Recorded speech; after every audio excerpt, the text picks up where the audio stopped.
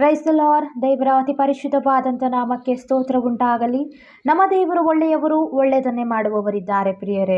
ದೇವರು ಮಾಡಿರುವಂಥ ಉಪಕಾರವನ್ನು ನಾವು ಎಂದಿಗೂ ಮರೆಯಬಾರದು. ಬನ್ನಿ ಹಾಗಾದರೆ ಈ ದಿನದ ದೇವರ ವಾಕ್ಯವನ್ನು ನಾವು ಧ್ಯಾನಿಸೋಣ.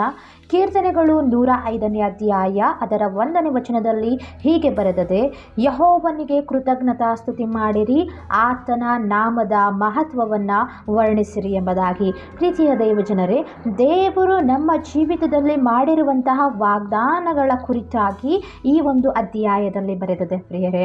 ಆತನು ಮಾಡಿದಂಥ ವಾಗ್ದಾನವನ್ನು ಆತನು ನೆರವೇರಿಸುವವನಾಗಿದ್ದಾನೆ. ನಾವು ಎಷ್ಟೋ ಬಾರಿ ದೇವರನ್ನು ನೋಯಿಸಿದರೂ ಕೂಡ, ಅಥವಾ ನಾವು ಎಷ್ಟೋ ಬಾರಿ ದೇವರ ಮೇಲೆ ಗುಣಗುಟ್ಟಿದರೂ ಕೂಡ, ಅಥವಾ ನಾವು ಎಷ್ಟೋ ಬಾರಿ ದೇವರನ್ನು ದೂಷಿಸಿದರೂ ಕೂಡ, ದೇವರಿಂದ ನಾವು ಅನೇಕ ಬಾರಿ ದೂರವಾಗಿದರೂ ಕೂಡ ಆತನು ನಮ್ಮನ್ನು ಮರೆಯುವವನಲ್ಲ ಪ್ರಿಯರೇ. ನಮ್ಮ ಹೆತ್ತ ತಾಯಿ ಒಂದು ವೇಳೆ ನಮ್ಮನ್ನು ಮರೆತರೂ ಕರ್ತನಾದ ಯೇಸು ಕ್ರಿಸ್ತನು ನಮ್ಮನ್ನು ಎಂದಿಗೂ ಮರೆಯುವವನಲ್ಲ, ಕೈ ಬಿಡುವವನಲ್ಲ ಮತ್ತು ತೊರೆಯುವವನಲ್ಲ ಪ್ರಿಯರೇ.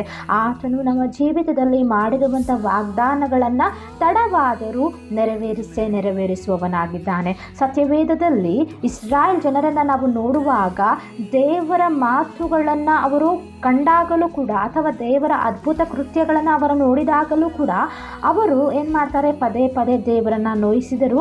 ಆದರೂ ಕೂಡ ದೇವರು ಇಸ್ರಾಯೇಲರ ಜೀವಿತದಲ್ಲಿ ಮಾಡಿರುವಂಥ ಒಡಂಬಡಿಕೆಯನ್ನು ನೆರವೇರಿಸಿದನು ಪ್ರಿಯರೇ. ಆತನು ಐಗುಪ್ತ ದೇಶದಿಂದ ಅವರನ್ನು ಬಿಡಿಸಿ ಹಾಲು ಜೇನು ಹರಿಯುವಂಥ ದೇಶವನ್ನು ಅವರಿಗೆ ಸ್ವಾಸ್ಥ್ಯವನ್ನಾಗಿ ಕೊಟ್ಟನು. ಅದೇ ರೀತಿಯಾಗಿ ಇವತ್ತು ನಮ್ಮ ಜೀವಿತದಲ್ಲೂ ಕೂಡ ದೇವರ ಅದ್ಭುತಗಳನ್ನು ನಾವು ಕಂಡಾಗಿಯೂ, ಅಥವಾ ದೇವರ ಮಾತುಗಳನ್ನು ನಾವು ಕೇಳಿದಾಗಿಯೂ ಕೂಡ ದೇವರ ಪ್ರೀತಿ ಎಂಥದ್ದೆಂಬುದಾಗಿ ನಾವು ಅರಿತಿದ್ದರೂ ಕೂಡ ಆತನ ಒಂದು ಪ್ರೀತಿಯನ್ನು ನಾವು ಅರಿಯದೆ ಎಷ್ಟೋ ಬಾರಿ ಆತನಿಂದ ದೂರ ಹೋಗುವಾಗಲೂ ಆತನು ಮತ್ತೆ ನಮ್ಮನ್ನು ಸೇರಿಸಿಕೊಂಡು ನಮ್ಮ ಜೀವಿತದಲ್ಲಿ ದೇವರು ಮಾಡಿರುವಂಥ ಅದ್ಭುತ ಕಾರ್ಯಗಳನ್ನು ನೆನೆಸಿಕೊಂಡು, ಅಥವಾ ದೇವರು ನಮ್ಮ ಒಂದು ಜೀವಿತವನ್ನು ನೆನೆಸಿಕೊಂಡು ಆತನು ನಮ್ಮ ಜೀವಿತದಲ್ಲಿ ಅನೇಕ ಅದ್ಭುತ ಕಾರ್ಯಗಳನ್ನು ಮಾಡುವವನಾಗಿದ್ದಾನೆ ಪ್ರಿಯರೇ. ನಮ್ಮ ಜೀವಿತದಲ್ಲಿ ದೇವರು ಮಾಡಿರುವಂಥ ವಾಗ್ದಾನವನ್ನು ಆತನು ತಕ್ಕ ಕಾಲದಲ್ಲಿ ನೆರವೇರಿಸುವವನಾಗಿದ್ದಾನೆ.